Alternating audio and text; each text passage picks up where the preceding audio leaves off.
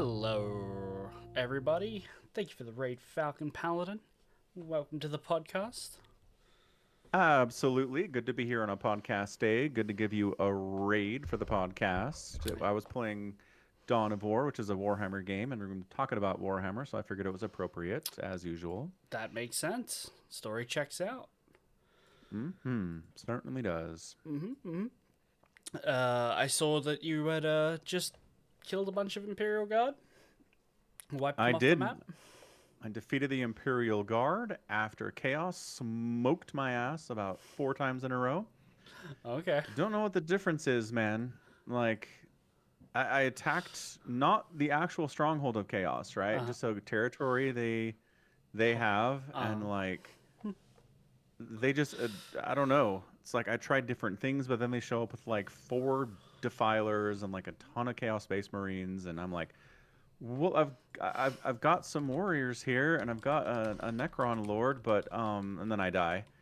So that's pretty fun. Still not sure what's going on there, but yes, I did attack the stronghold of the Imperial Guard.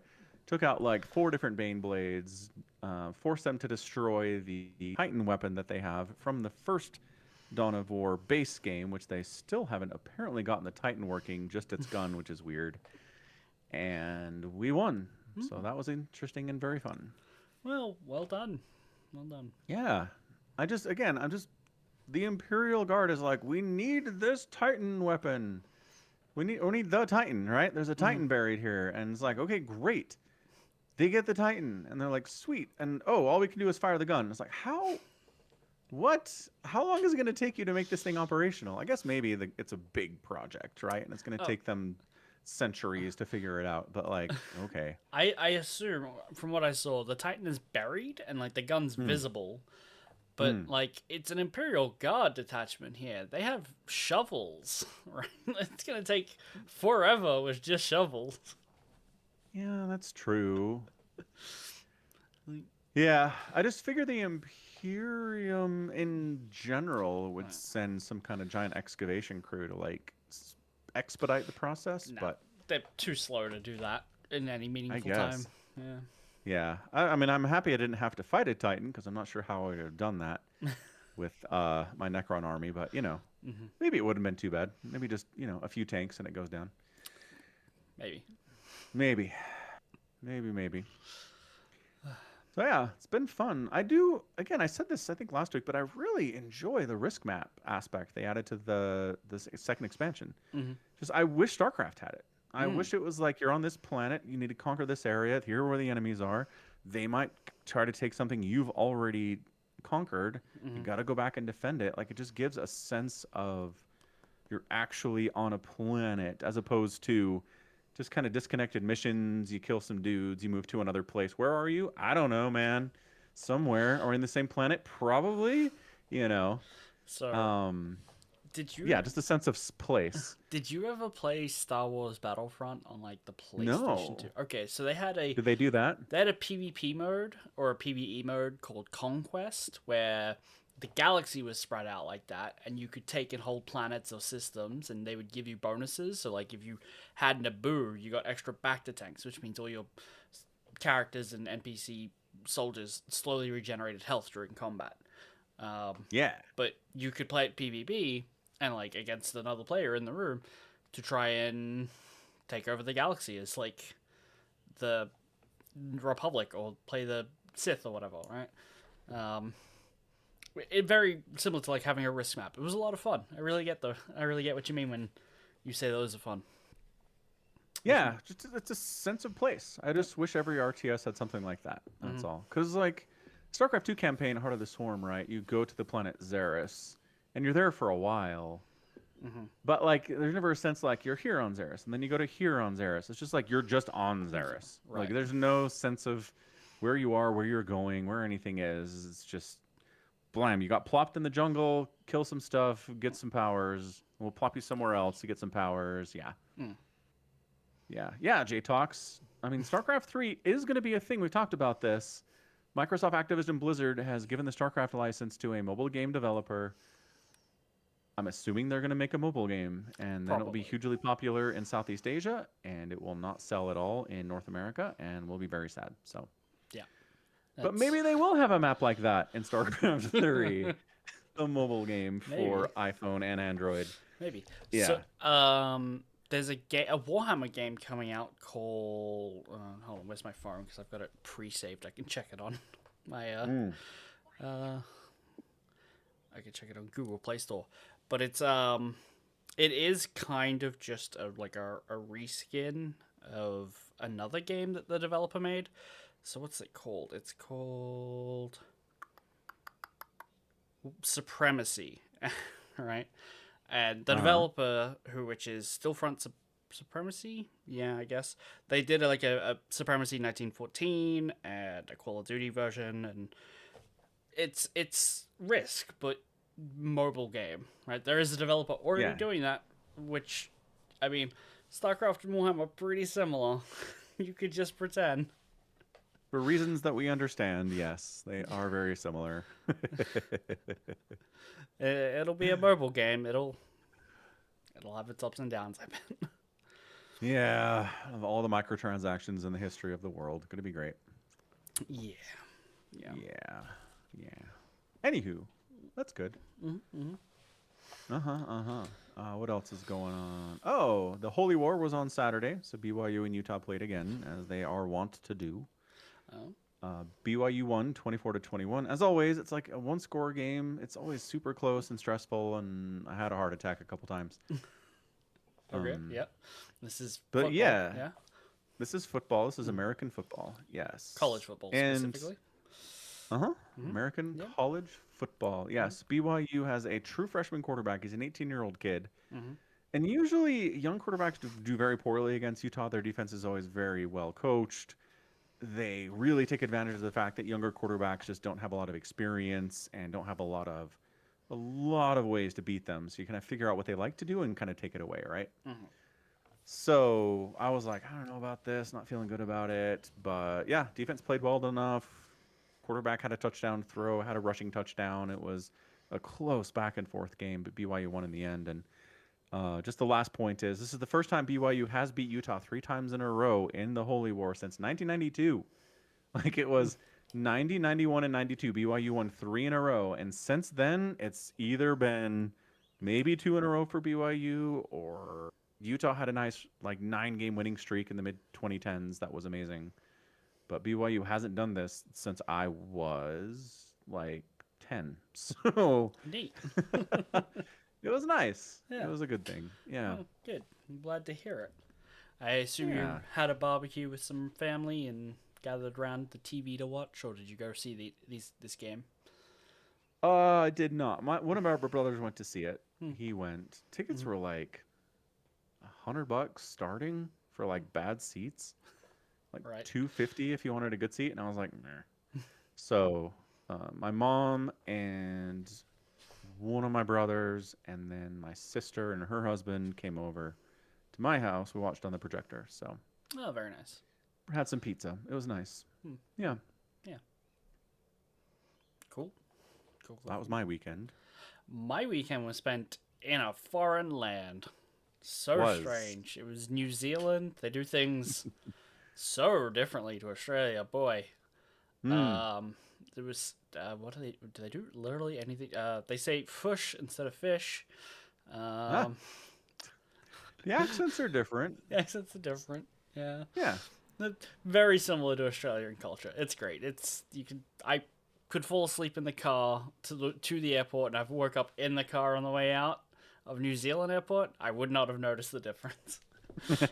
Oh, except for the fact that when I got back to Sydney, it was like, hey, 95 degrees, right? Right, right. And New Zealand was like, how about 71? You know? Ah, gorgeous. Yeah. So, Gorgeous. so Would, New Zealand was just lovely to be in. that's what I've heard. Yeah. Would you say there's a different culturally between the people? Because I kind of feel like Australians are a little more prickly than Kiwis. Uh, Like, would you agree with that or no? Probably in the city, like Sydney siders and Melbourneites, probably like Sydney Uh-huh. people.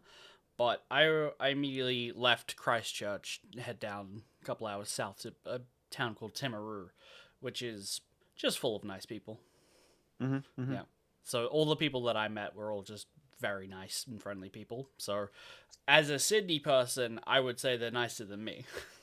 Right. Right. Okay, so you think it's just more of a city thing? Yeah. Just city people are kind of beaten down or kind of a little more on edge than people who live outside of a city? Yeah, probably. I don't know That's that fair. I could identify the strict reasons of like people in Sydney in a city are like I am walking to and from a specific place to do a specific thing, and they do not want to stop and have niceties with strangers. And people in country towns have nothing but time because they're not doing. I'm not saying those. I think those are the reasons, but you know maybe they're. Yeah, would explain it. I don't see why not. Mm-hmm. Mm-hmm. Okay, fair Yeah. enough. Yeah. Wonderful. Hmm. All right. What else is going on here? Oh, I watched another episode. Okay, can I just say Grimgar of Fantasy and Ash? Yeah. It has been renamed. Uh huh. Fantasy and illusion. Yes. Yeah. Why? No idea. No idea. No, it's Grimgar Ashes and Illusions. Uh huh.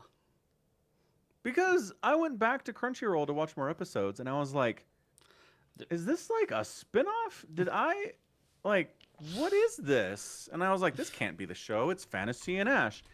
And then I looked and I looked and I was like, wait, it's both. It's called both in Both. some places. It is. Yeah, I have Yeah. absolutely no idea why.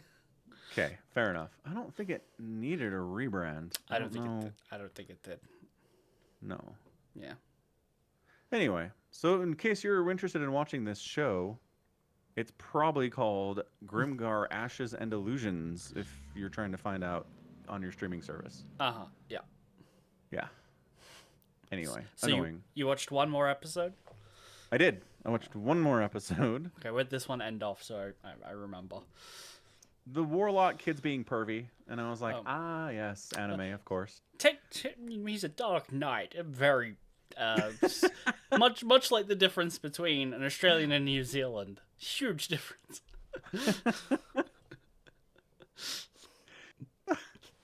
Yeah, he's like, hey, the girls are all bathing. I'm gonna go over. And everyone's like, are you serious, dude? And he's like, yep. And he goes over and they kick him out on his ass. And it's like, where did you see this going, sir? Right. Right. What was your plan exactly? Uh huh. Yeah. Yeah. So Yeah. that character is the one that engages in the most trope. You will find where he's just like, there are bathing women over there. Let me peek over this wall, and they don't show it, but they talk about it. Which is he tries to peek over the wall, and the wall collapses. Right. Ah, nice. Classic. Yeah.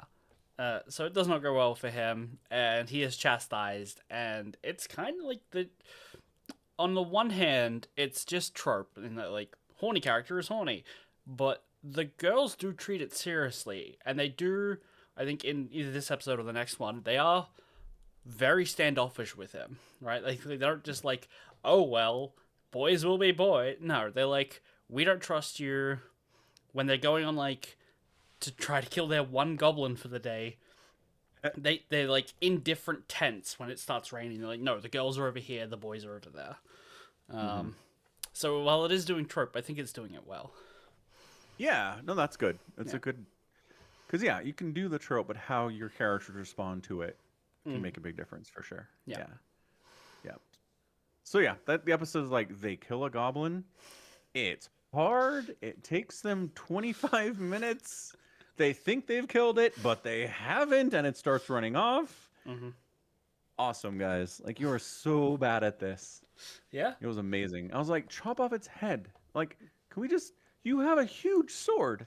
Your sword is like as big as you. Chop its head off, and then you're good. It's not faking anymore. Totally dead. Dude gets... Goblin throws his short sword into the shoulder of the rogue character. He's like, this hurts a lot. They pull it out, no blood on the sword. I'm like, can we like put a little blood on the sword? This came out of a man's shoulder 2 seconds ago. Production quality. Anyway. Yeah, and they keep making this big. You talked about this. They keep making a big deal like the goblin wants to live too. Like everybody wants to live, Mm-hmm. and that's what fights to the death are. That's what hunting is. Is this concept of you want to live, they want to live. Whose will is stronger? Mm-hmm. And yeah, so the goblins are basically humanized to a certain degree. To a degree, yeah. Hmm. Yeah. Yep. So they got one. I was very proud. They I got was one. like, hooray. Yeah. Yeah. I was almost thinking, I was like, would it be easier if there were like two people in the group instead of five? Because they're constantly having to be like, watch where you're shooting these arrows. Careful with the magic. Mm-hmm. Your sword almost got me. And it's like, okay, you guys are kind of tripping all over each other here. Mm-hmm. That is part of the problem, is that they don't know how to organize. Yeah. They're getting in each other's way, and like that's stuff you see progress and develop. That is very much the meat of the story, in my opinion. Okay. Um, so watching them be utterly incompetent can be a little bit like, come on, guys, take a minute and just think. But at the same time, that's like they can't do that straight away. Otherwise, like you cut 10 episodes out of the 12 episode season. There's no show. Yeah. Fair, fair, fair. Yeah. Oh, man. Well, good. Oh, Sounds like you enjoyed it. yeah. Yeah. It's good. Yeah. It's not like the greatest thing I've ever seen, but No. you know, Well, I you mean, didn't say it was. I said it was my favorite, right? Yeah. Which it kind of implies that it might be the greatest thing I've ever seen, even though Oh. I would not say that, but it is my favorite. Um, Hmm. I recommend giving the next 2 or 3 episodes, watch them in a go, like in a bulk. Try and get them in a big sitting. Mm-hmm, mm-hmm. Because otherwise you will just be like, man, episode 3 was kind of similar to episode 4, you know? Oh, not Right. 3. Episode 3 was similar to episode 2, right? Ah. Then you might go, man, slows your momentum. Just like power through, get 4 done, get 5 done, and yeah. Okay. I think that's when the show starts to like pivot a little. Okay. I'll do that. Yeah. Good Yep. tip. Yep. It's a good tip. Excellent. Hmm. Oh, I guess I could say my parents are back from Brazil. I guess I kind of implied that when I said my mom came over last week. Mm-hmm. Mm-hmm. But they're back. We went to the airport. It was kind of funny. So we're in like the waiting area for disembarks, right? Mm-hmm. And they're not coming, and they're not coming, and we don't see them. And like, we're like, did they miss their flight? Did we miss their flight? What is going on? Mm-hmm. And then finally they show up, and it's like, oh, and like we're hugging, and they're seeing grandkids they haven't met yet, and it's all very adorable. Mm-hmm. And then eventually we finally make our way over to the baggage claim, the baggage carousel, and it's done. Like, they took so long getting off the plane, and we took so long talking to them after they got off the plane that their luggage had come down with everybody else's luggage, gone around several times, and then they'd be like, huh, I guess no one claimed this luggage, and taken it to like the luggage office. That's interesting. I know. I've never seen that before. Huh. I was like, I've never done that in an airport. Like, even when I've met people and talked before going to the luggage, right? Uh-huh.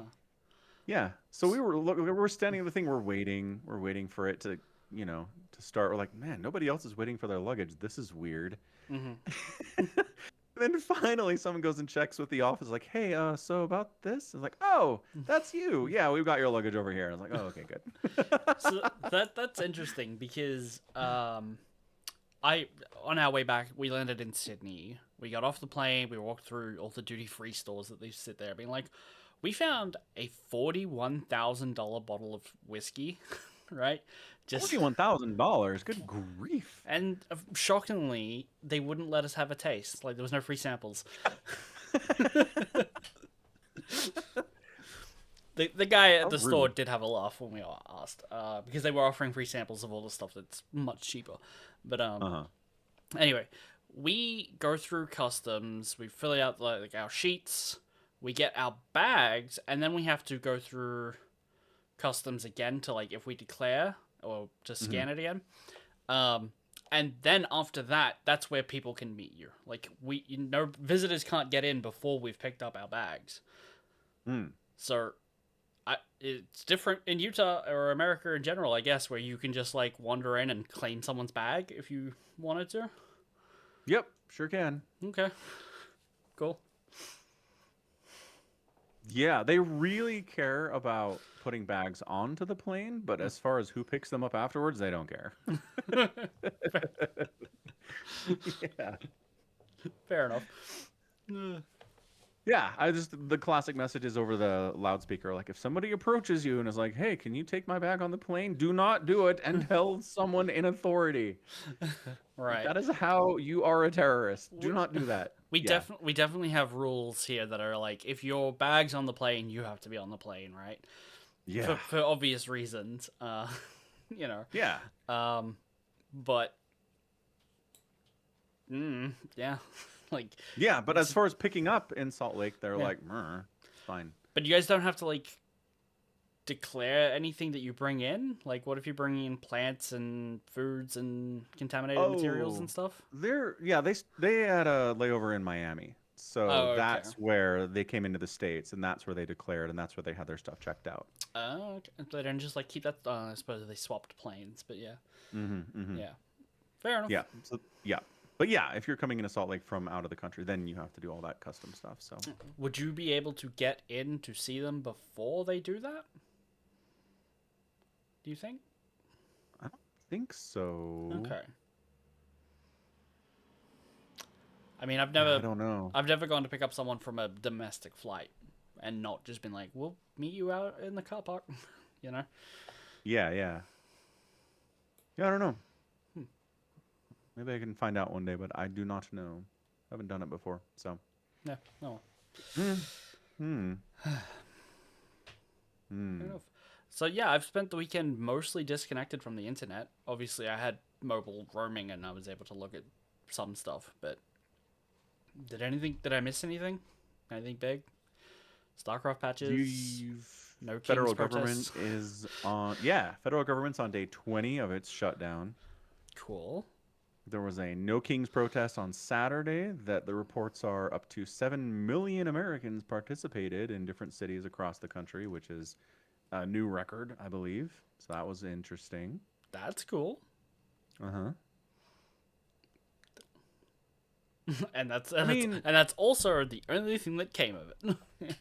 yeah, we've talked about this, right? Yeah. Americans are really good at assembling and protesting and not accomplishing anything. Hmm. It's part of its branding. I was talking about this in the Discord server, but like I understand what we're saying with the no kings idea, but then the Republicans turn around and say, "Well, congratulations, we don't have a king. We have a president on his second term. We don't have a king. Congratulations, you did it. You stopped us from having a king. Thank you for your time. Goodbye."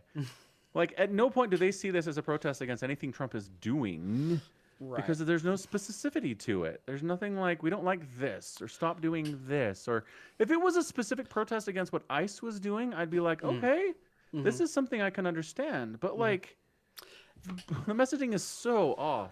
Well, I mean, I think the messaging is fine given that it so broadly aligns with what Americans would say is their values. Like 4th of July is No Yeah, King's Day, right? Like if you rebranded it to No King's Day, everyone would be behind that.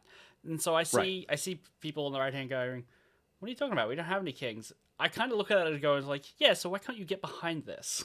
Like, right? Why? Because it's like, no aliens. Like, we hate aliens coming here and killing us all, and we did it. No aliens. It's like, it's just not a thing that's happening. So, what are we concerned about? Is how they see it, right? And part of the problem, too, is that Trump is expanding the power of the executive branch. Hmm. But the issue is that Bill Clinton and George W. and Obama all expanded the power of the executive during their presidencies. Hmm. So for Trump to continue to do that, it's not like you're doing something no one's ever done before. It's like, well, he's just kind of continuing this expansion of powers, which we were concerned about previously with these other presidents, and we're really concerned about you doing it. But it's hard to be like, you're not allowed, but these previous presidents were, you know? Okay, so if we get into like the specifics of that, are they worried about the specific powers he's expanding into, or the rate in which they're expanding them? Because you can be pro expansion in some places, like I think the president should have these powers, but not these ones, and these are the ones he's currently going after. Certainly. Yeah. I mean, people are upset with his basically sending the National Guard into cities like Chicago and Portland and Los Angeles and DC, Mm-hmm. right? They just kind of see it as this heavy-handed federal approach using the National Guard, which is a state thing, Mm-hmm. to kind of fulfill federal goals, which is like the separation of the state and the federal government. We don't like that very much. I, Also, sending people with military into cities to handle things like immigration and crime doesn't make any sense. right. I will. People are mad about that. I will say the one thing that I have seen from this, which is they sent like the Texas National Guard to Chicago, and Yeah. there's a very specific reason why you don't send like why you send outsiders into communities, and it's because they don't know those people and are Uh-huh. more willing to just be like I, I want to say by the book, but in a bad way. Like they're more willing to be harsh because they don't know these people, and they will apply to the letter, if not the spirit. Right. And I think that is a worrying sign. It's when you explicitly send outsiders into communities rather than being like, Mhm. Chicago has their own National Guard. Why not use them? You know? Right, because the governor of Illinois was like, no. Right. Right. Also, what's up, Ultra? Happy Monday, dude. So right. So then the other side of this is the National Guard hasn't done anything in any of these cities. They stand around and they pick their noses and they don't do anything. They pick up trash. I saw some photos of them doing that. And then Trump decides that they've done what they need to do and crime has been solved forever. And then he sends them home. And it's like, what is this? And it just feels like it's just a photo op. It's just like a publicity stunt. It's like, I'm fixing these cities by sending the National Guard in. It's like, what did they do? So on one hand, they're not doing anything positive. On the other hand, they're not doing anything negative. There have been no accusations of National Guardsmen shooting anyone or hurting anyone or arresting anyone. I think I did see one where like they shot a guy, like a pastor on the street. They shot him in the head with like a think- rubber bullet. I think that was ICE. I don't think that Oh. was the National Guard. Okay. ICE is doing shit. ICE Okay. is arresting Okay. people and ripping people from their families Mhm. and pushing people down and shooting people with pellet guns. Yes, Yeah. ICE is. There's a lot of things we can complain about with the ICE, Okay. but the National Guard, They're not. They're just I standing haven't around. seen anything. Yeah. Then I would assume it's like a photo op, right? Like, Yep. and when it's so very easy for me to say that the Trump administration does not really care about facts and figures, like actual statistics, and so when they go, Chicago's full of crime, it's the murder capital of America, and we sent the guard in, Yeah. and now there are no crimes. Now look at all the data, right? I feel like maybe I'm being too cynical and not giving them, but it's also extremely how I feel about that situation. Right. So political maneuvering using the National Guard is how that feels, Uh-huh. and that's what they're getting out of it. Right.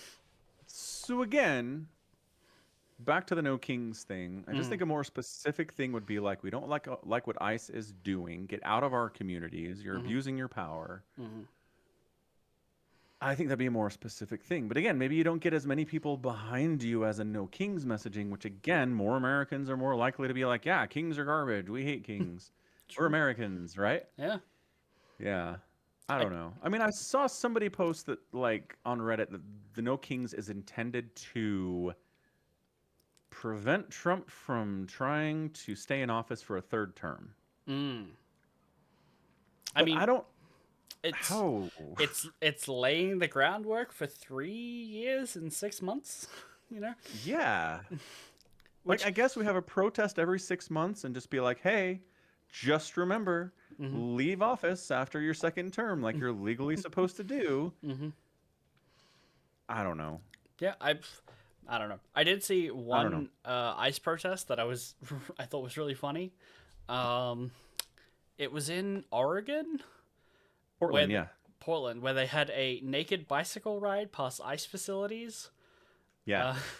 And I don't know if it was true, but someone on Reddit shared a screenshot of a tweet that was like, "It's the most scary thing I've ever seen. All of those angry cyclists, like they were very anti, they were, like making it out that this wasn't a bunch of like naked hippies on bikes," which is all the photos I saw. Right. And that's the thing Portland does. They just have a naked bike ride every year. I think it's a tradition they have. So they're like, this time we'll use it specifically to protest what ICE is doing. So Good for them. yeah, Portland's weird, man. And they actively try to keep it weird. So good Mm. job, guys. Hey man, if that's their vibe. Let them Yeah. have it. You know. Yeah, totally. Yep. Ugh.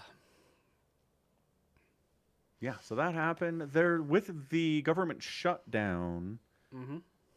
So here's a weird thing. A senator or a congressman, I can't remember which it is, won election in Arizona.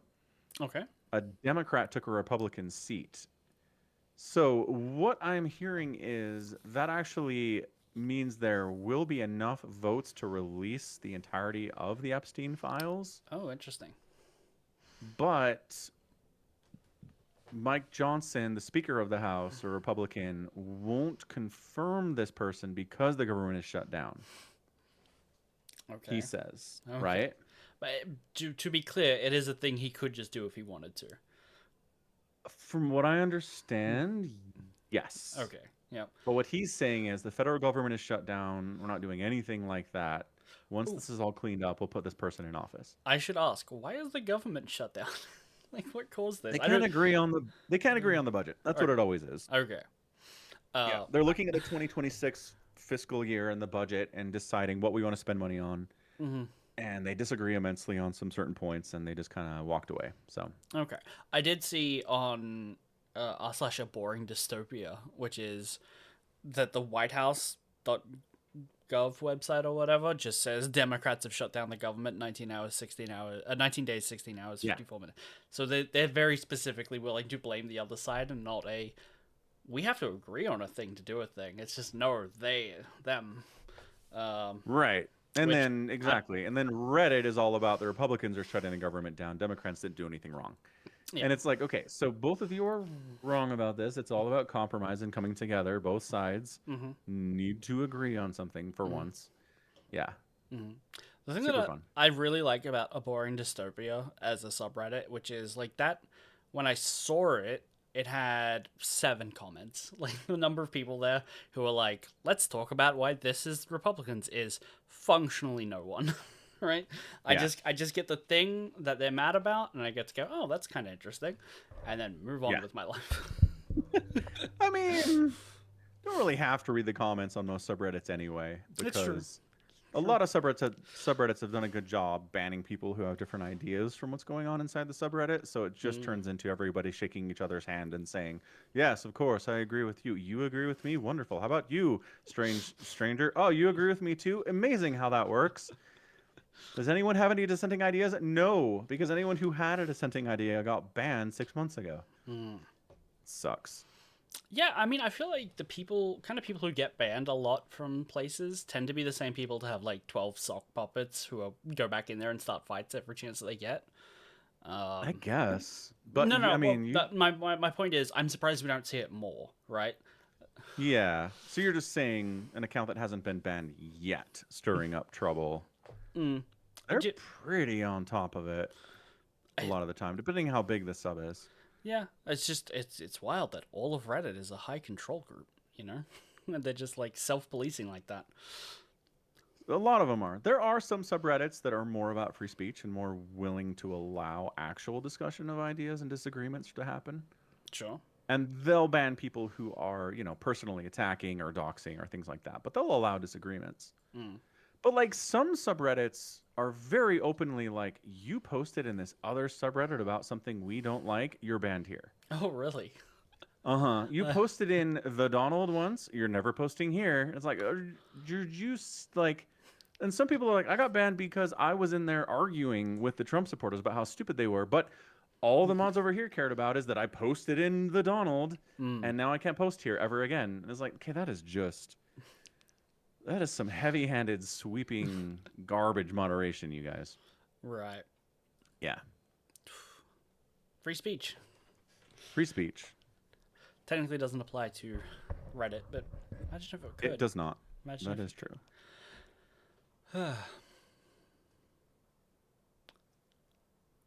So Warhammer time? yeah, let's get away from a world where everything sucks. and talk about our book. Yay! What did we read, Falcon? The Lion, Son of the Forest. By Mike Brooks. Yep. Yeah. Good old Mike. So this is The Lion's Return to 40K. It is. And I mean, honestly, it's as kind of mundane as Rabute Guilliman's return to 40K. It's like, Gurliman got better. He's back. The lion showed up on a planet somewhere. He doesn't know how he got there. He's back. Okay. So, Guilliman coming back, I don't think was mundane. It wasn't like he just got better, right? Kind of was. Could you describe the events in which Guilliman just woke up in a stasis field and was like, hey, I'm in charge of the Imperium now? Could you describe those events for me? I have not read them. From what you explained, there's some Eldar involved, but that's basically it. So, it was in the middle of a Chaos invasion of Ultramar. Sure. Balsarius Cole was like, hey, it's time to go do a thing, I think. Because the Eldar were like, hey, we're going to go try and wake this guy up with some science. You bring your science, we'll bring our magic. And then Guilliman had to do a war in the webway to get to Terra, and the Great Rift opened all at the same time, right? Like, that was all happening simultaneously. Very big deal, all connected, right? That's true. I forgot about that part of it. Yeah. This one is set not much further out from that, where it's almost like, well, Guilliman has Okay, so skipping to the very end of the book to explain this. There are people who have met Guilliman who's already given them the Primaris enhancements. And so you've got to assume that it's at least sometime later. A year or two, maybe. We don't know exactly how long the Lion was liberating 3 planets. But yes, I will agree with your sentiment that this book is a little bit mundane for the Lion's return. Like, there's no big pomp or ceremony. But it's very Lion to just be like, I'm a dude in a forest, based on his history. That's where he started. Yeah. I feel like you would really like the Lion in this book because he's just like, even when he gets to the first planet, he's just like, oh, there are traitor forces holding us. All right, let's just go kill them. Like, he's just immediately up and leaves and goes and like, all right, let's go fight 5 Terminators with my bare hands. Yeah. And it's like, and the people have weapons, but all of them are too small for his hands. So he just shows up and starts punching things. And it's like, that sounds about right. Yeah. I walks into town. Does anyone have a knife? And then he just pockets it. He doesn't even ask if he can keep it. It's just like, well, it's mine now. Put that in my belt. I do find it interesting that it's like the Lion is more chill now than he was before because he's mellowed in his old age. But he hasn't experienced anything. Like, as far as he's concerned, no time has passed. He doesn't have any experiences that have mellowed him. He just is more mellow now. Yeah, old people are just mellowed, not because they've got experience, because they're old. That's what the book is saying. It is. It is what the book is saying. Yeah, he just, like, for a guy who was very much like, this is the way, this is the truth, I will destroy your planet if the Emperor tells me to. If I think you're a traitor, I will kill you. We're not going to talk about it. To being like, well, I know some of my sons, like, opened fire on me when I came home that one time, but I don't know, people do things sometimes, and who knows? Like, maybe people align themselves with chaos a little bit. That's fine. I'm going to judge people on their actions now and going forward and not worry about the past. And I'm like, okay, man. Like, this is weird for the Lion, but all right. It's weird in a vacuum, but it very much works for the book, where he's like, you know what? Everything did go to shit last time. I should maybe stop and give this guy a chance to speak his piece. And if he truly believes that he didn't do any wrong and like it was just his commanders and they fired on us, I'm gonna give him a chance. I've got to do something differently if I'm the only one here, you know? Yeah. So Yeah, it works for the it's book. fair. Hmm. I mean, it. Ooh, would it be a more interesting book if he was like, no forgiveness for the past? It'd be a lot harder for him to develop a following and any kind of an army, Yeah, right?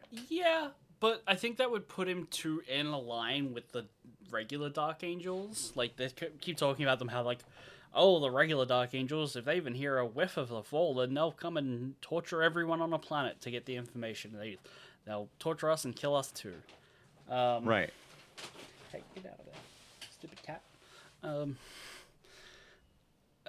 yeah. So if you just make him like too identical to the Dark Angels as they are, there's I think I don't know. Like, what do you do with the Fallen as a plot thread where they're like, oh, they're just a bunch of traitors who are scattered across time and space, you know? Hmm. It's a little more just like, okay, what about regular chaos? Okay, they're just a bunch of evil guys scattered across time and space, you know? And, like, some of the Fallen are evil, but these ones get renamed as the Risen, you know? Yeah. Hey, alright, cat. Come here. I'm gonna have to hold you. Ah. Alright. Ow, ow, ow, ow. Anyway, yep, Oh, hi. yep. He's just gonna hang out here for a little bit. I don't think he will. See you, cat. Yeah, no, immediately bounce. He's like, you've got a bag there that I want to dig through. Yeah, that's more interesting for sure. For sure. So I'm gonna have to protect that. He also likes to like flop down by the wheels of my chair, and as I like, go to push, I like push into him. I'm like, you stupid cat. Right. My cats know when I make a move to like move my chair, they run. They're like, Okay. ah, we know what that means. Whoosh. Right. They can tell. Yeah. Experience though from, almost getting run over or getting a tail caught on a wheel. Yeah. Right. Yeah. So the lions, like the meat of the book, is the lion liberating a couple of planets, coming to grips with like everything is even worse now. There's a lot of times where he's just like, and I'd become accustomed to the fact that a lot of the state of technology on planets conquered by the traders were shit, but I was even dismayed to learn that also in starships, which Right. hadn't been conquered, they're just like also degrading. Everything is now worse, including his body. There's a lot of him being upset that he's got a malaise upon him that he just can't shake after he, like, with his bare hands, kills 5 Terminators, you know? Right. And he's like, I was breathing hard. That never used to happen. And he's open about it to Zabriel, his newfound right hand man. He's like, dude, I am not nearly as fast, or my endurance has fallen off too from before. And his Space Marine buddy's like, yeah, but like your baseline as a Primarch means you're still like 1,000 times stronger and have more endurance than I do. So Right. sure, man. You're Yeah. not as good as you used to be. You're still a Primarch. Yeah. Yeah. So I think from the outside, the lion in the Horus Heresy is like one of the most stoic Primarchs. Like you can't really get a read on him. He's always just kind of like sitting in shadows, being pensive and like whispering to himself or something. And this book does like a hard 180 and is like, would you like to know all of his thoughts and like watch him try to meditate to gain focus and like Fail. fail and his like lonely desire to be like, I wish I had any of my brothers, even Russ. I just wish I had a brother here. It's Not Kurz, but most of the other ones, the yes. the loyal brothers. The loyal brothers. Yeah, obviously he doesn't Yeah. want cuz. But It's like, boy, do I hate Gilliman. That guy sucks. right. But he even But I gives him a compliment being like Gulliman makes such a great administrator because he can focus on several things at once, but maybe that's why he was always passing as a combatant, because he could never give it his full attention. Yeah, that was a great line. I was like, oh, it's interesting insight. Yeah. Yeah. Of course, Gilliman would say, if your organizational and logistical powers are enough, you never really have to be the best fighter. Yeah, also true. Because Also you're true. going to have the most space marines and the most ships and the most everything else you need to actually win a war. Uh-huh. Yeah. Yeah. Uh-huh. But yeah, so what do you think about the lion coming back and being like, well, if they're going to worship anyone, they might as well worship me. It's just pragmatism, Gulliman. What do you think? uh, is that what happens? There's a line in the book where it's like, oh, I have to deal with the ecclesiarchy at some point, and better me than the alternative is how he's just like putting up with it, you know? Well, yeah, he's putting up with it. He's not encouraging it. Uh huh. He's not actively discouraging it, but he's not encouraging it either. Sure, but he's taking a much like from the Gulliman books we've read, where he's like, "How dare you lie to me? I will burn you like your church likes to burn other people." Yes. He's much more on board with the idea that like, oh, people worship the emperor. Yeah, okay. I'm not like I don't need to like solve this as a problem even. Hmm. Yeah, that's correct. That's his approach to it. It's like nope. I think he's put it on the back burner. I think he's like, I kind of need to address this at some point, but right now there are too many other things to worry about. Like, I have so many other bigger problems right now that let's just not worry about it at the moment. Like starting a fight with the church while I'm trying to gain support is not the greatest move. So yeah, practical. Right, but well, is it though? Isn't your opinion that like if you go down to a planet after they've been in a scrap, you can kill off the remnants much easier? I feel like it's the same with the church. All these people have been in a scrap. Now's the time to clean house, right? Yeah, I guess if you want. I don't think he wants to. Okay. Has this whole new merciful side, right? He's showing like people can change, people can be different, people can be good when they were bad before. I do like the book clarified what happened when the lion returned to Caliban during the heresy, All right. because I feel like we didn't really We didn't get have that. no. Yeah, We didn't get that. yeah. Mm-hmm. So like we learned that Luther and the people that were left on Caliban when the lion was like, "You guys stay here while we fight chaos," and they were like, "What the hell?" He comes back and they're like, "Yeah," and they open fire on him. They're like, "He's back. Let's kill him." Like, okay, guys, great move. Bold strategy, Cotton. Let's see if it pays off.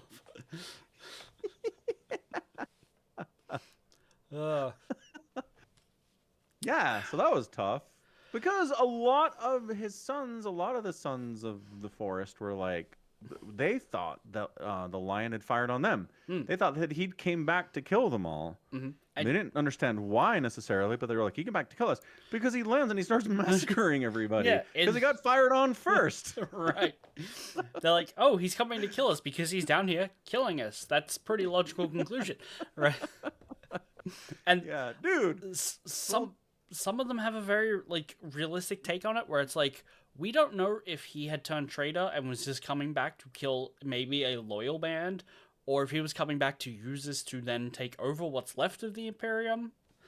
And so they were always skeptical of him, and it's like, oh great, there's some nuance here. I really appreciate that, rather than just like, and all of the fallen who were the Dark Knights left on Caliban were evil and hated the lion. Yeah. You know. Yeah. Yeah, it's more complicated than that. Mm-hmm. Yeah, I like that. Like, first part of the book, he shows up in the forest and he finds these people who are hunting, and he's like, "Huh, this is weird. Like, we have a camp. We have a protector already. We'll introduce you to him." And yeah, it's a dark angel, and the good dude sees the lion and is like, I'm gonna kill him. And just immediately tries to kill him. Yeah. Like, no, like, hey, how's it going? What's your name? Are you the Primarch? He's just like, nope, you must die. And I was like, you are the bravest space marine I have ever seen. The power scaling here is off the charts. Pretty brave.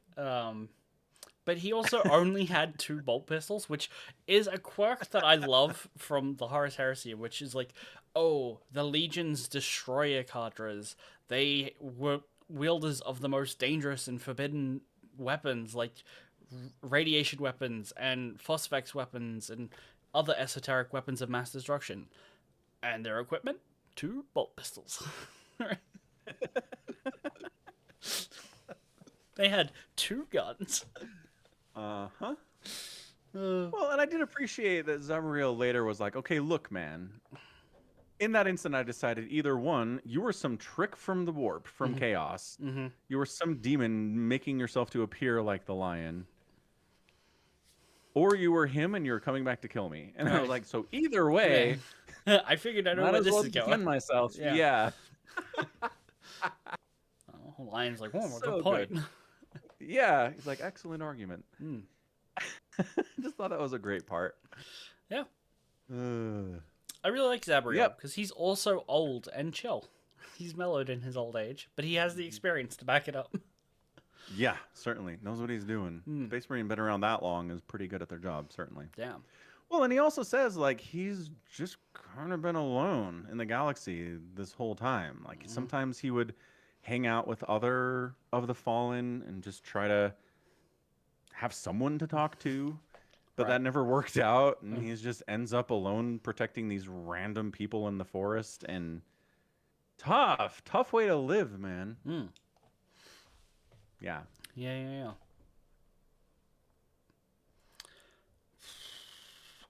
What do you think about the lion's like spirit quest vision trips into the old forest of Caliban? Like he's got his magic power to go wherever he wants, I guess. Yeah, super handy. I like that it's kind of introduced as this thing that he doesn't really have any power over. And then he's like, what if I could harness it and use it in battle? It's like, that's immediately where he went with this thing. Yeah, I don't know. It seems like something's going on with the Watchers in the woods. What are they called? Watchers in the forest? Watches in the dark. Watchers in the dark. Yeah, those guys. Yeah. Something's always going on with them. Yep. My assumption is that like whenever he sees like the king who's been like stabbed at the table and there's like shadows swimming around, that's just like metaphorically the emperor who's like, here's a shield, take it, it's sick, you know. Right. But obviously, given that it's the emperor, he can't talk to him because the emperor's straining to be anything resembling a person, you know. As Gilliman figured out. Yeah. Yes. Oh, I really like I guess the twist is that the Chaos Space Marine had an evil plan that was gonna like do some stuff. Was to be like, hey, I'm gonna inhabit the body of a imperial hero and try to get an audience with the emperor. And like, a Primarch comes along. Perfect. 99 times out of like 100, I'd be like, that's a stupid plan. That'll never happen. But there's precedent. We know Gulliman comes back and he gets an audience with the Emperor. Right? Like the first person in 10,000 years to do so. So we know his plan would have worked given the chance. Yep, we do. We do. Although, I don't know. Like, we know... Gosh, I'm spacing so hard today. The... Dorn. And Dorn. the Custodes. Yeah. Yeah. And the Custodes do not like the Primarchs. Oh, Dorn is a Primarch. You mean like Trajan Valoris or... Yeah. So the Custodes as a group predate the Primarchs, see the plan to create the Primarchs is what caused all this mess in the first place, right? So when Seraphax is like, even the Custodes wouldn't dare keep you from him, and I'm like, I don't know, man. They don't really like the Primarchs very much. And you're right, Gilliman did get an audience, but I'm like, maybe he shouldn't have. Like, maybe the Custodes should have been like, nope, we don't trust you. We blame you for everything that has happened and made the galaxy the shit stain that it is right now. Yeah. No, I mean, I think that's a great point. I think the canon insists, and I can't give a specific reference, but the Custodes used to get dreams from the Emperor. Like, when he was, like, up and about. Like, he would communicate with them through dreams. And I think in one of the books it's explained that there is a custodian who gets a dream who's, like, let Gilliman in, you know? Ah, okay. Yeah. So they're not happy about it, but they will listen to the Emperor if he tells them to let them in. Right. Yeah, Yeah. Yeah. Yeah. that makes sense. Fair enough. Yeah. So do you think the Emperor would have been like, huh, this Primarch son of mine who is possessed by a demon currently? Well, that's the other thing. If I'm mistaken in that the Emperor had to be like let Gulliman in, if that doesn't Uh-huh. happen, and nobody can tell that Gullum like the lion was possessed and had his shell shattered and all that stuff, does he get in? Right. Yeah, I would like to think not. Like somebody's there being like, all right, let's have some psychic wards on people. You can't just walk Mhm. up to the Golden Throne with a demon host, you know. Right. Right. It's a stupid plan, I think. But Depends it's on freaking chaos. it's chaos. It's Chaos never has the best plans. I think it's a good plan because Chaos can hand wave and say, okay, yes, if you triple distill blood to get the tiniest amount of iron to make special blood steel chains, you Chain links, yeah. yeah, you can like do the ritual so it's just so perfect that nobody would ever be able to tell. Okay, great. They can do that this once, so that's fine. But it obviously doesn't work because you can't bring the lion back and then kill him, right? Like that's where Right. it's stupid, right? Because you know it doesn't have to get to that part. Um, I would have liked to have seen it try though. Yeah, certainly. Yeah. Yeah, and I just love from Serafax's perspective. He's like, I've been waiting for some kind of imperial hero to capture and use for this plan, and a Primarch fell into my lap. Holy cow! Like the best possible option for this plan just popped into the galaxy in my neighborhood. Yeah.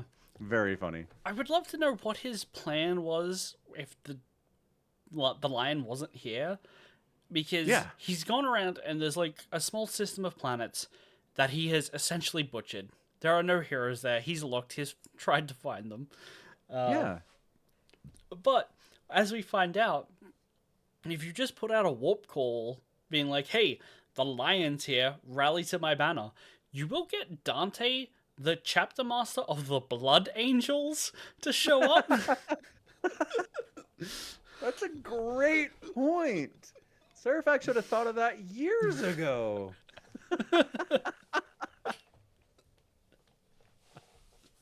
Yeah, that's not a bad option at all. Yeah. Another 1,000-year-old space marine. I think he's canonically one of the oldest space marines still alive, who is also chill because he's old. Yeah, totally. Like he's got a mask that's Sanguinius's face, and the lion's like, "Fuck you, you wearing my brother's face," and Dante's like, "Ah, it's cool, man. Like I appreciate you recognize him. That's awesome. Let's be friends." And I'm like, "Dang, Dante is chill."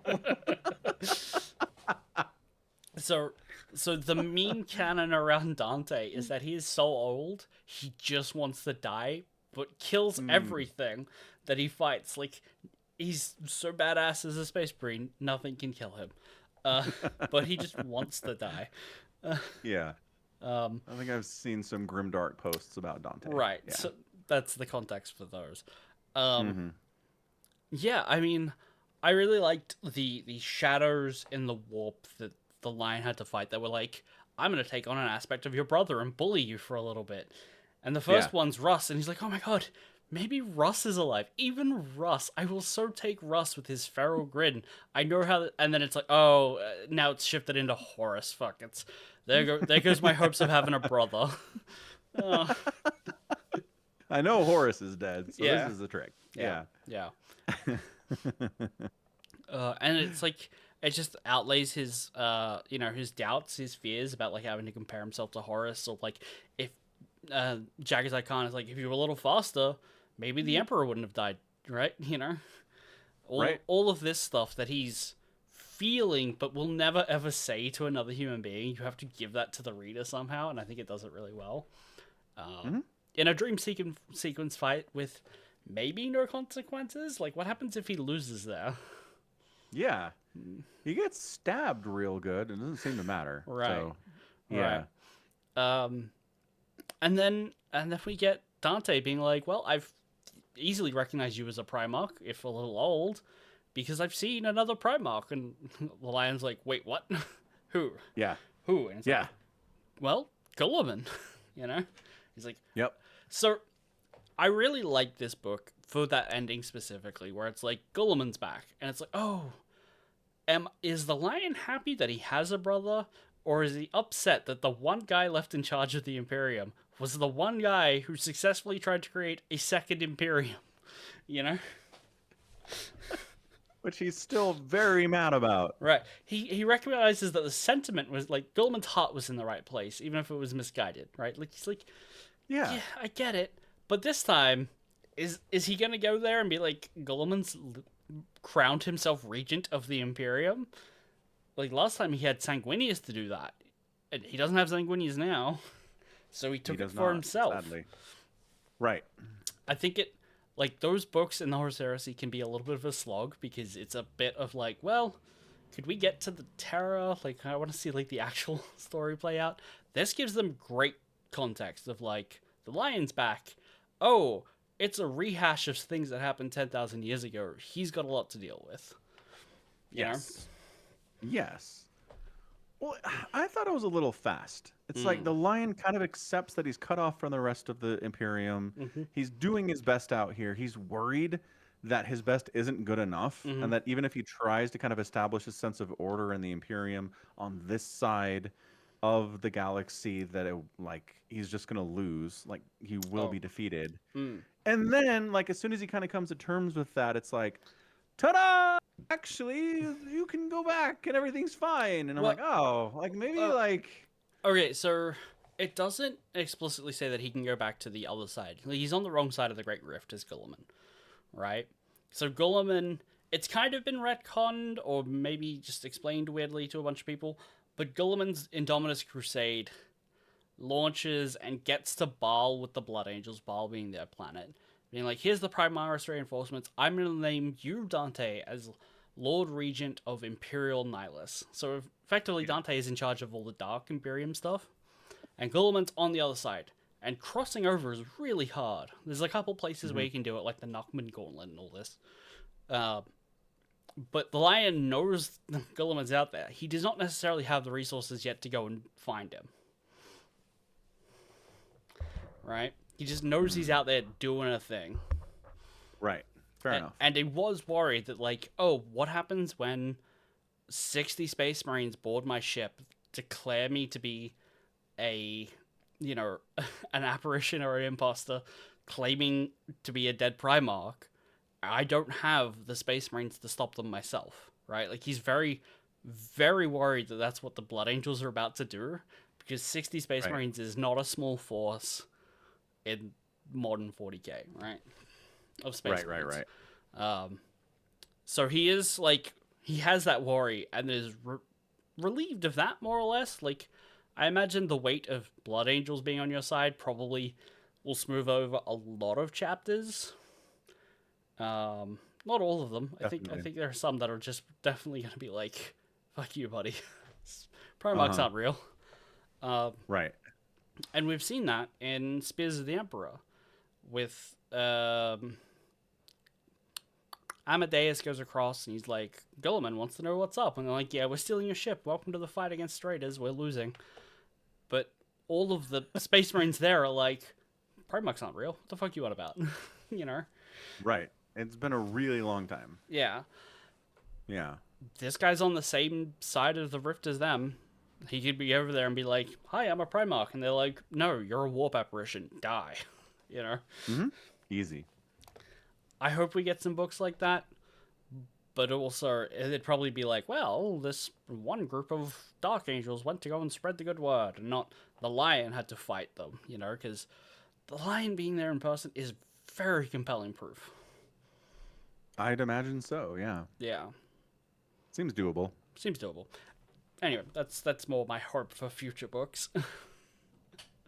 They haven't done it yet. Haven't done it yet. This book came out 2 years ago, and I don't think we've gotten another book in those 2 years about what the Lion's been up to, if he's tried to get to Terra or anything. Yeah. Imagine he's trying. Probably. I mean... Probably. Good. Oh, I do want to say Baylor. We didn't talk about him at Oh, all. right, yeah, Baylor. Mm-hmm. Uh, Baylor, right? Mm-hmm. That's his name. Baylor. Yep. Yeah. Yeah. So Baylor is a crazy old space marine who is hanging out with traitors Mm-hmm. and chaos Mm-hmm. because he's incredibly loyal to Seraphax, Mm-hmm. who's he's known from the old Caliban days. Uh-huh. And like Seraphax is entirely in the warp. Half of his head is on fire permanently. Uh-huh.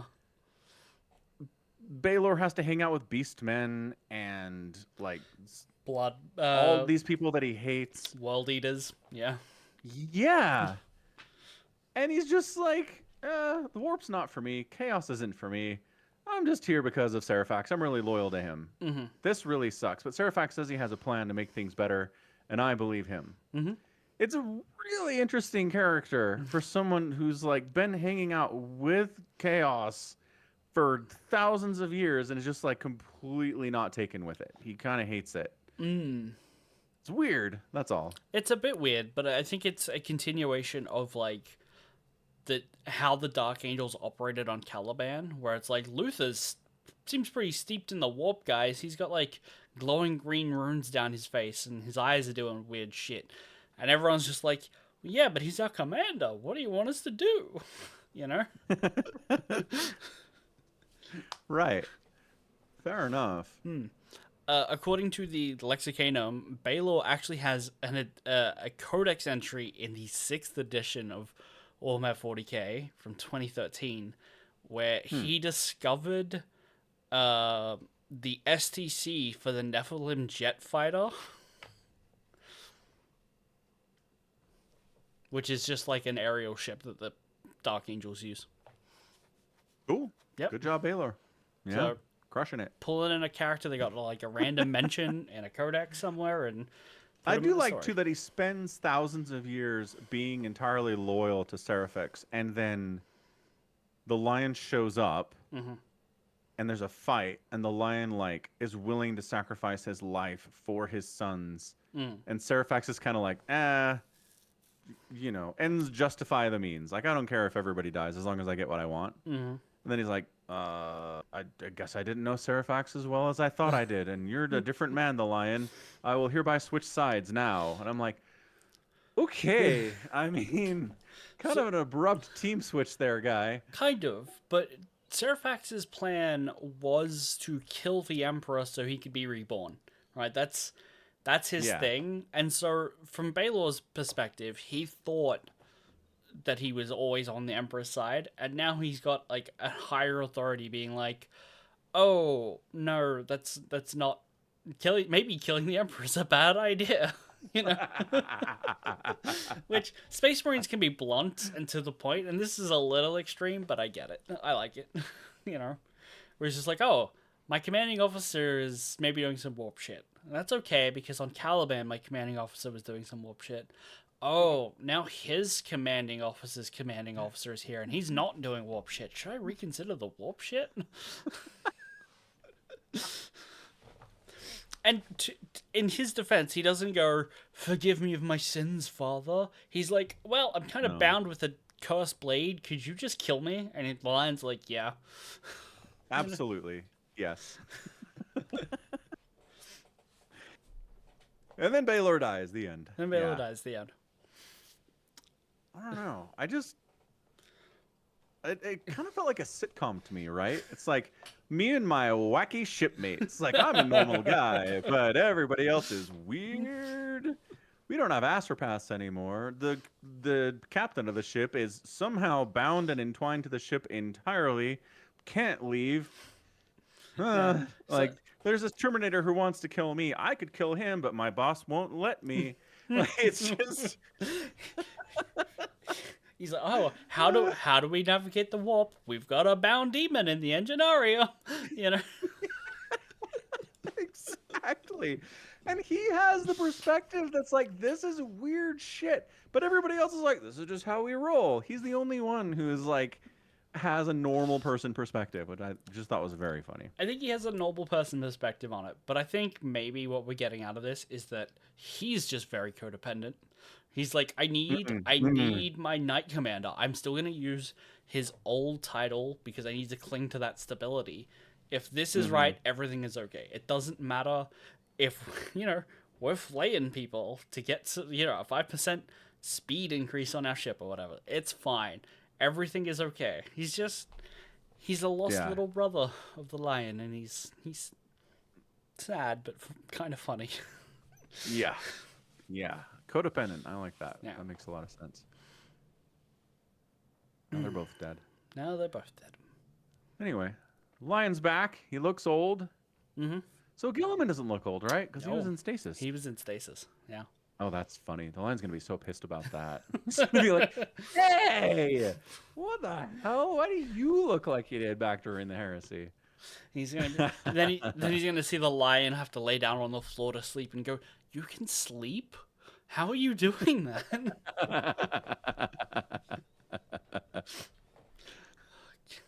Do you think they're ever gonna answer where the hell he was during all that time? So they kind of have, like, from what I am aware of, Caliban explodes, right? Like, the Dark Angels destroy it with a bunch of munitions. The warp kind of explodes. Caliban was holding some like evil warp creature, like we remember that from the I Heresy remember books. that. Yeah, So maybe Zahariel. that caused it. Um, the biggest piece of Caliban, which had Alderrook, their chapter fortress, got grafted with some ship engines, and they turned it into the Dark Angels Mobile Command Center. Right? Hmm. I believe it's written in codexes that somewhere deep within the rock, which is what they call the ship, because it's a big rock, and the fortress was Alderrook. Although from what I heard, the rock is actually a reference to a gay bar that was like down the road from Games Workshop's headquarters in the 80s. Nice. Yeah.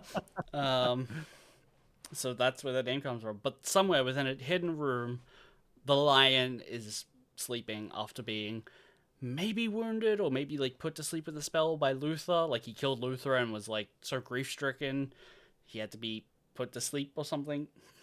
Okay. But basically, he's been asleep. The lion sleeps under the rock, you know, is the thing that they're going for, from what I understand. And then the Watchers in the dark are like, "All right, it's time," Essentially. and they dump him out in a forest on another planet. Yeah. Hmm. Yeah. That's kind of it. Fair enough. All right. Good to know. Yep. Okay. Is it time for the wheel? It is time for the wheel. Let me show you the wheel. That way Yes, thank you. you can see the wheel. I can. Oh, that's not the wheel. That's me reading the Wikipedia to answer your questions. Thank you. Anyway, Soul Hunter takes up a third of it now. How big can it get and still not get picked? Well, that's what we're here to find out. It is. Did you do any test spins? Nope. As you can see, it is gently spinning. There have been no test spins. Mm-hmm. So let's just hope we get it. Oh no. This is amazing. This is absolutely amazing. I cannot believe this. Black Legion, Talon of Horus. Uh-huh. Ooh, is it a chaos book? It is a chaos book. Yeah. Ah, Doc Bravo will be so happy. All right. He might it's not Space Marines, so it's not Night Lords, I mean. So he might be happy. He might not be. I think he said he'd be happy with chaos in general. Okay. So Okay. I know he said he take it. was pretty unhappy with getting the Lion Son of the Forest. I'm like, but what? It's like he had said it was boring. He said it was boring. He also said like Gilliman doesn't like meet Gulliman or the Lion doesn't meet Gulliman or anything. I'm like, you want it all in one book? Like, let the story breathe a little. Come on, man. Fair, fair, fair. Yeah. Yeah. So there are 2 books in the series. Mm-hmm. The first one is called The Talons of Horus. Got it. Talon, singular. The Talon of Horus. Yep. Yes, yes, yes. By Aaron Dembski Bowden. So same author as Night Lords. Yeah. Yeah, yeah. Good old ADB. He back. Mm-hmm. Yeah. Can I get some kind of a deal by buying both of them at once? Probably Doesn't not. look like it. There is a third book supposedly on the way. It's supposed to be a trilogy. So there might be an omnibus out in 10 years. Who knows? Right. It's like you can buy the 2 items for $19.98 instead of 1 item for $9.99. It's like, but there's no deal here, Amazon. Why are you bundling them at all? I don't know. Well, might as well get them both. Might as well get them both. Yep. Oh, man. So I spent some time not on the phone, but in chat with Audible tech support because I was like, okay, my subscription to Audible renews in December. I can just click the button to do it early, and I'll get all those credits now. It's like, okay, I'm technically paying for a whole new annual subscription a month and a half early, but that's okay. I want the credits. Because I was just going to buy all of Stormlight Archive. I was just going to pick up all those books at once. Oh, wow. Okay. And somehow I managed to renew my subscription on audible.com.us, not .au. So I ended up with 25 credits on my US account, which is not linked to my AU account.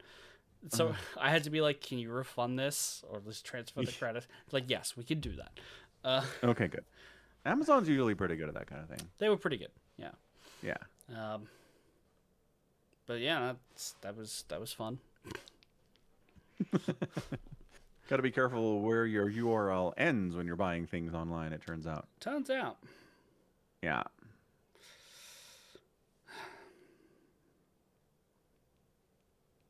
All right, Talon of Horus. Yeah, which is basically Sons of Horus, Luna Wolves, who are just kind of without a Primarch now, running around. Mm-hmm. Kind of, yeah. Mm-hmm.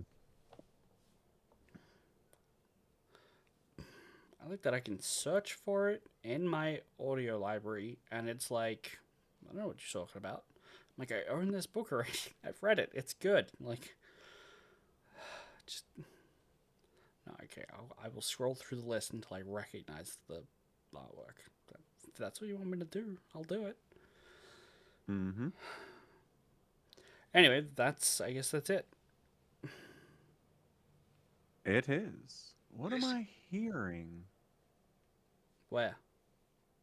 Something's playing a political rant, like in another tab somehow. What is going on? I don't hear anything. I know. Okay. I thought it was your phone or something playing something, but it's not. And You've got a stream open? I've got a tab open. Whatever. I'll figure it out. Let's wrap it up.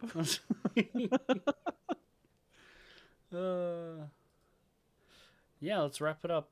Wrap it up. Okay, good. All right, that's going to be it from us today. Thanks for hanging out for another edition of the Falcon Paladin Hour here at twitch.tv/Somicron. You can support the podcast by subscribing to this channel. You can use a Prime sub for that if you're an Amazon Prime member, which means it's free for you and comes out of Amazon Pocket, which is great. You can also gift subs and cheer bits and stuff. You probably know that if you're a Twitch user. You can also find the VODs at youtube.com/@Somicron. And by becoming a supporter at patreon.com/Somicron, you can support the pod as well. Also, merch is available at falconpaladin.store. Thank you for the GG Ultra. Thanks for being a supporter of all of the stuff. This channel, my channel, all the things. Appreciate ya.